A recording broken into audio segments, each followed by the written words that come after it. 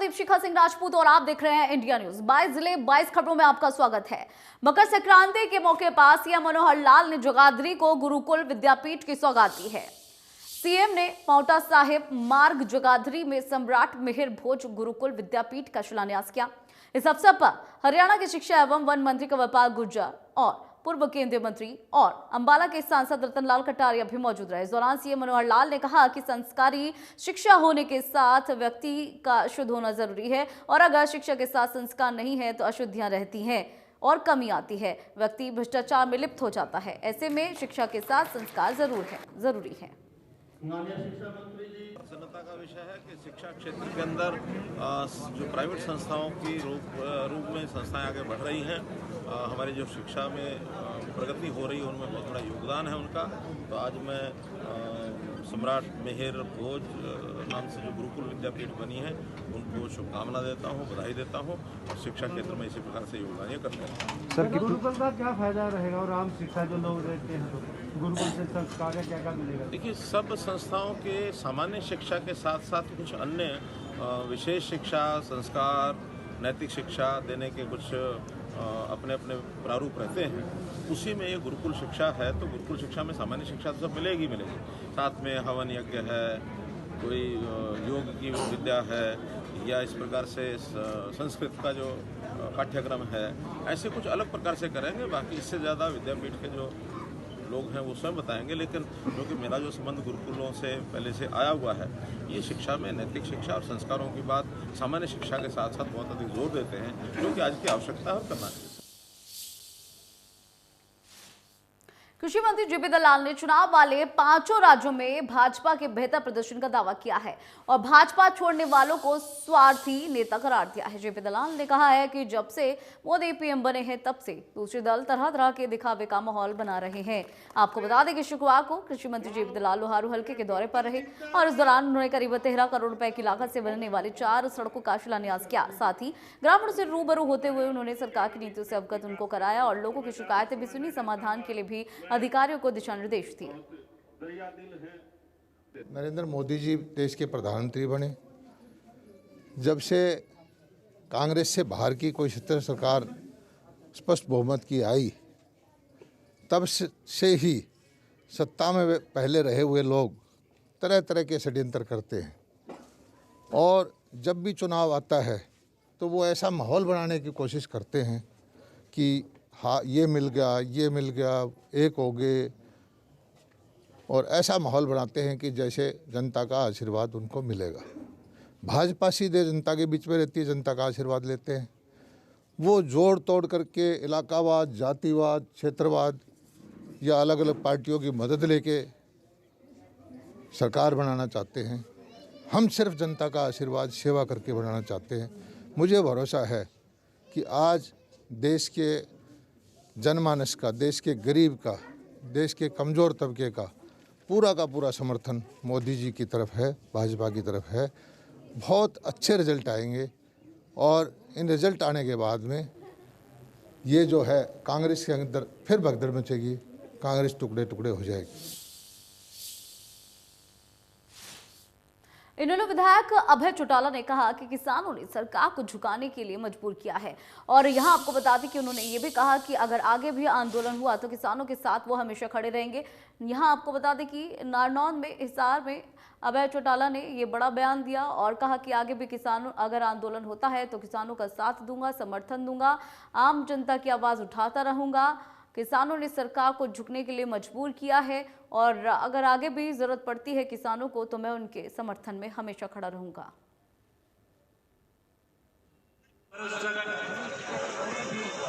लगातार कृषि के 3 काले कानूनों के खिलाफ लड़ाई लड़ी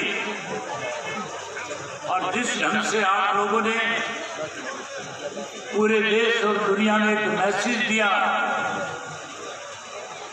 कि आज जिस भाईचारे को तोड़ने में भारतीय जनता पार्टी के लोगों ने तरह तरह के हथकंडे अपनाने का काम किया था, अनेक दफा हमारे बीच में विवाद हो, इसके लिए उस आंदोलन का हिस्से बने हुए लोगों को कभी भारतीय जनता पार्टी की तरफ से खालिस्तानी कहा गया, कभी उस आंदोलन से जुड़े हुए लोगों को अलगाववादी कहा गया, कभी साथियों विदेशी ताकतों के हाथ का हथियार बताया गया। लेकिन आप लोगों ने पूरे देश और दुनिया में एक मिसाल कायम करी, आपसी भाईचारा इकट्ठा करके देश में संदेश दिया कि हरियाणा का हर व्यक्ति आज इस किसान की लड़ाई में अपने सारे मतभेद भुला करके आज कैसे कृषि के 3 काले कानून वापिस हो उसकी लड़ाई को लड़ने में न केवल अपना घर परिवार और खेत छोड़ने का काम किया, बल्कि उस 1 साल की लड़ाई में आप लोगों ने केंद्र की सरकार को कृषि के 3 काले कानून बनाए हुए उनको वापस लेने पे मजबूर किया। इसके लिए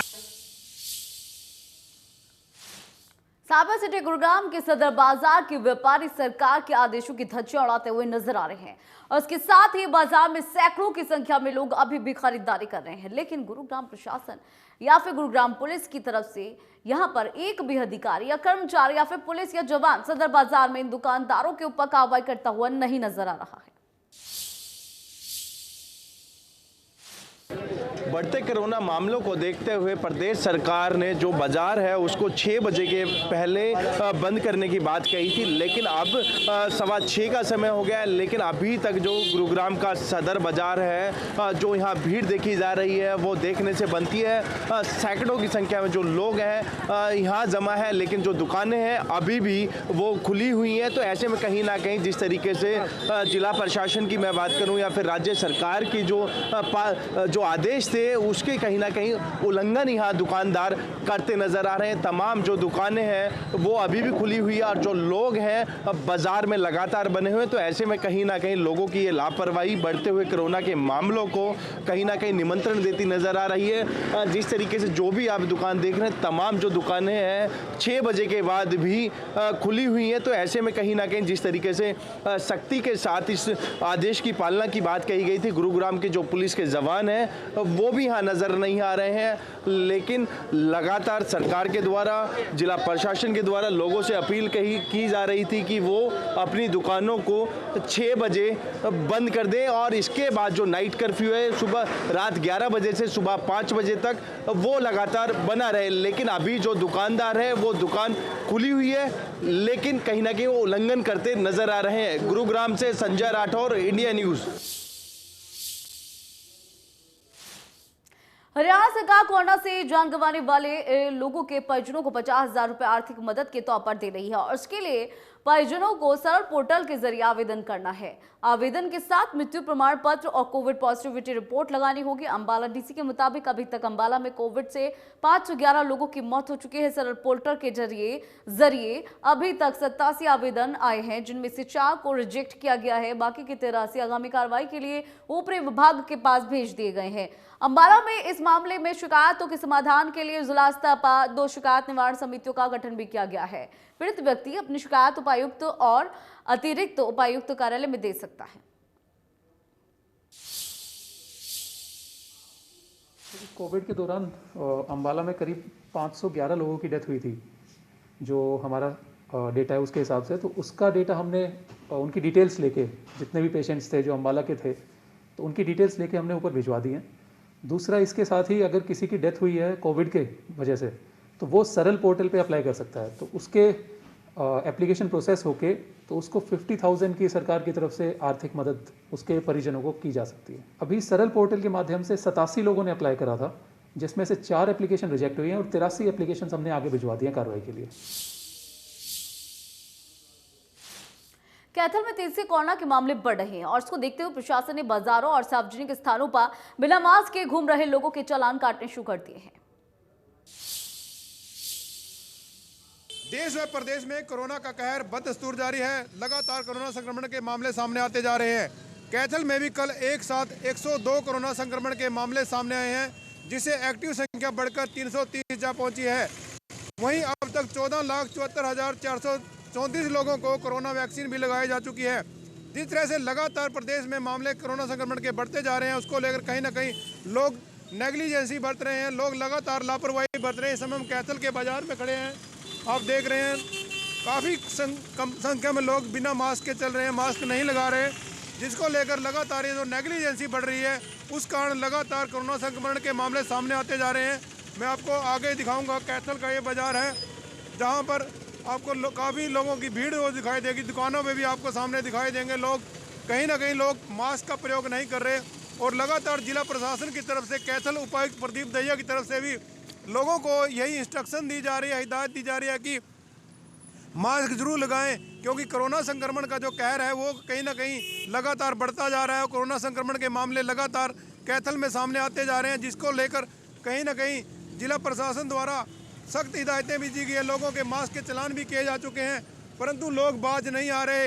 लगातार बाज़ारों में जो भीड़ है वो कहीं ना कहीं बढ़ती जा रही है। हालांकि पुलिस लगातार लोगों को समझा भी रही है कि मास्क जरूर लगाएं, परंतु जिस तरह से जो लापरवाही बढ़ रही है उसको लेकर कहीं ना कहीं जो कोरोना संक्रमण के मामले हैं वो लगातार बढ़ते जा रहे हैं। अगर यही इसी तरह स्थिति रही तो और भी संक्रमण के मामले सामने आ सकते हैं, इसलिए सावधानी बरतना जरूरी है। मास्क जरूर लगाएं और भीड़ भाड़ वाले स्थानों से जरूर बचें, तभी हम कोरोना को मात दे सकते हैं। कैमरा पर्सन पृथ्वीराज के साथ जोगिंदर कुंडू, इंडिया न्यूज़, कैथल। तो बढ़ते कोरोना केस के बावजूद भी लोगों का लापरवाही लोगों की कम नहीं हो रही है। पुलिस की टीम लगातार सड़कों पर उतरकर लोगों को समझाने की कोशिश कर रही है, तो नियम तोड़ने वालों के खिलाफ सख्ती भी बरती जा रही है।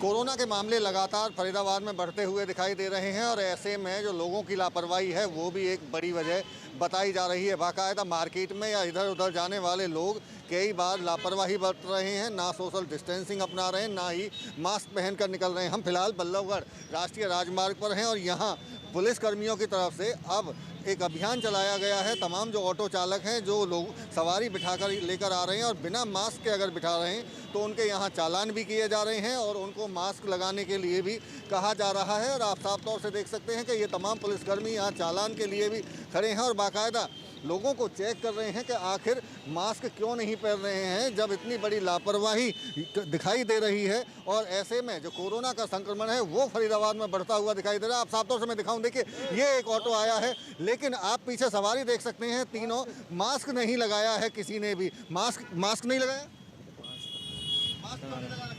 लगा लेंगे, सॉरी करते हुए सर, लगा लेंगे, लगा लेंगे। अब नहीं बैठाएंगे रहे हैं लेकिन मास्क नहीं लगा रखा है, खुद आपने नीचे सर, अब नहीं करेंगे। डर नहीं लगता? लगता है डर। मास्क क्यों नहीं पहनाते सवारियों को, क्यों नहीं बोलते हैं आप, क्यों बिठाते हैं बिना मास्क के सवारी? सर ध्यान नहीं दिए। पुलिसकर्मी, पुलिस के जो अधिकारी हैं वो लोगों को समझा भी रहे हैं, लेकिन इस बीच में लगातार लोगों की लापरवाही है। ये भी आप साफ तौर से देख सकते हैं। आपने मास्क नहीं लगाया, मास्क नहीं लगाया, पता है कोरोना फैल रहा है, कोरोना का पता है, मास्क क्यों नहीं है? मास्क बिल्कुल लगा है, अभी नहीं पलटम को मास्क। देखिए ये लापरवाही आप साफ तौर से देख सकते हैं कि यहाँ लगातार लोग निकल रहे हैं लेकिन लापरवाही कर रहे हैं, मास्क नहीं लगा रहे हैं। और ये एक बड़ी वजह जो संक्रमण लगातार जो फैल रहा है वो आप इसी वजह से ये आप देख सकते हैं कि देखिए एक ये गाड़ी में आप यहाँ चेक किया जा रहा है मास्क पहनने के लिए, लेकिन जैसे ही कहा जाता है उसके बाद में मास्क लगाते हैं। लेकिन ये कहीं ना कहीं लोगों को डर से ज़्यादा लोगों को इस संक्रमण से बचाने की ज़रूरत है। ऐसे में इसीलिए बार बार इन्हें समझाया जा रहा है और ये संक्रमण और तेज़ी से आगे ना बढ़े, इसीलिए ये तमाम तरह के प्रयास भी किए जा रहे हैं। बात भी करेंगे। सर, सड़कों पर है, मास्क के लिए लोगों को जागरूक कर रहे हैं, लेकिन कुछ लोग अभी भी बाज नहीं आ रहे हैं लापरवाही करने से। कर रहे हैं, समझा रहा जा रहा है इनको, ऑटो वालों को समझा जा रखा है, जिसके पास मास्क उसी को बैठाना है। अपनी ऑटो मास्क रखो, 2 रुपये उससे एक्स्ट्रा ले लो सवारी से, ऑटो मास्क का पैकेट रखो अपना, बगैर मास्क के कोई सवारी नहीं बैठाएगा ऑटो वाला। इनको सभी को समझाया जा रहा है, गाड़ी वालों को भी रोक कर समझाया जा रहा है। कोई ज़्यादा लापरवाही करता है उसका चलान भी करे जा रहे हैं, डेली चलान भी करते हैं, 10-12 चलान मास्क के डेली करते हैं। क्या मानते हैं क्यों आखिर ये जो लापरवाह हैं लोग डर नहीं रहे हैं कोरोना से, क्या मानते क्या हैं आप, किस तरह से देखते हैं इस लापरवाही? लापरवाही कर रहे हैं ज़्यादातर लोग, समझाने के बाद लगाते हैं, ज़्यादातर जेब में रखते हैं, कहने के बाद एक निकाल कर लगाते हैं, मास्क रखते हैं तकरीबन सभी, कहने के बाद लगाते हैं, कई लापरवाही करते हैं। पुलिस को देख कर लगाते हैं, अपने आप नहीं लगाते। तो देखिए, ये साफ तौर से सुन सकते हैं आप पुलिस अधिकारियों को कि देखने के बाद में या कहने के बाद में मास्क लगाते हैं, लेकिन इसकी गंभीरता, जो संक्रमण लगातार फैल रहा है, इसकी गंभीरता को लोग नहीं समझ रहे हैं, जिसकी वजह से फरीदाबाद जैसे शहर में 1100 से ज़्यादा मामले रोजाना अगर कोरोना पॉजिटिव के आ रहे हों तो इसकी एक बड़ी वजह लोगों की लापरवाही भी सामने दिखाई दे रही है। फरीदाबाद से देवेंद्र कौशिक, इंडिया न्यूज़। वहीं नशा तस्करों की कमर तोड़ने के लिए करनाल पुलिस बड़ा एक्शन लेते हुए नजर आ रही है। 2 अंतर्राज्यीय नशा तस्करों को गिरफ्तार किया गया है। इनकी करोड़ों की संपत्ति को फ्रीज किया गया। असम धौनी सिंह इलाके के दोनों नशा तस्करों के पास से करीब 8 करोड़ से ज्यादा की जो संपत्ति है उसे फ्रीज किया गया है। तो बता दें कि जो संपत्ति फ्रीज की गई है उसके अनुसार नशा और नशा तस्करों के खिलाफ जिला पुलिस ने एक बड़ी कार्रवाई की है। पहली बार पुलिस ऐसे नशा तस्करों के खिलाफ बड़ा एक्शन लेने जा रही है। हमारे साथ एसपी गंगाराम पुनिया हैं, उनसे जानेंगे कि किस तरह से नशे पर अंकुश लगाने के लिए पुलिस कड़े कदम उठा रही है। जी सर।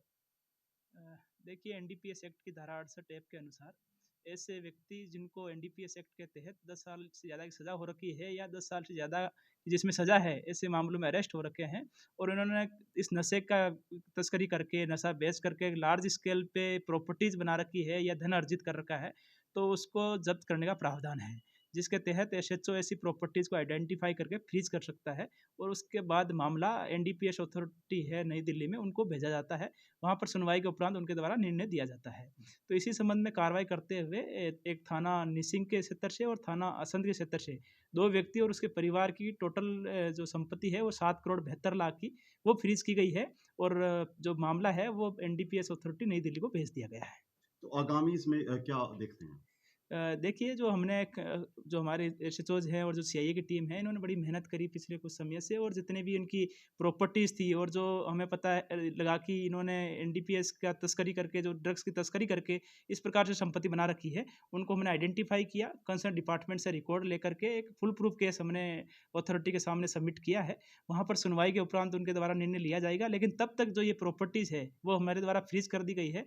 मतलब जो खुद व्यक्ति जिस पे खिलाफ हमने ये प्रस्ताव बना के भेजा है, मैं उसके परिजन ना उस प्रॉपर्टी को बेच सकते हैं, ना ही किसी को ट्रांसफर कर सकते हैं। तो नशे के ऊपर किस तरह से प्रहार माना जाए इसको?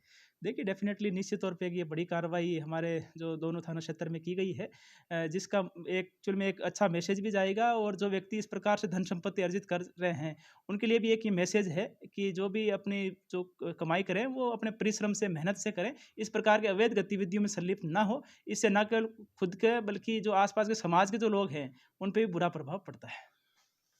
तो बिल्कुल देखिए, एसपी गंगाराम पुनिया ने करनाल जिला में पहली बार नशे की सप्लाई चेन को तोड़ने के लिए ये बड़ा एक्शन लिया है और 2 अंतर्राज्यीय नशा तस्करों के जो प्रॉपर्टी है करीब 7.25 करोड़ रुपए की संपत्ति उसको फ्रीज कर दिया गया है। तो ऐसे में एक बड़ा एक्शन जो है जिला पुलिस के द्वारा लिया गया है और जिससे स्वाभाविक है जो नशे की बिक्री है उसके ऊपर सीधा प्रभाव पड़ेगा। करनाल से Mahendra Singh, India news Haryana.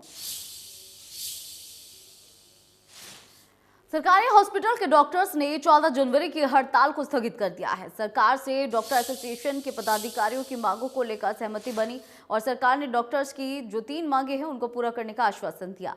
PG भर्ती में 40% कोटा, स्पेशल कोटा बनाने जाने और सीधे सीएमओ भर्ती रूल निरस्त करने का भी आश्वासन दिया गया है।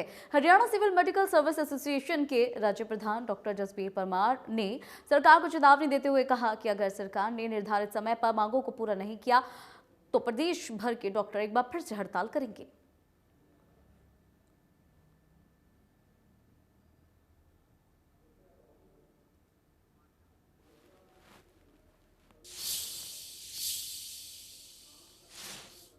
तो फिलहाल इस बुलेटिन में इतना ही, रुकेंगे छोटे से ब्रेक के लिए। बने रहिएगा इंडिया न्यूज के साथ।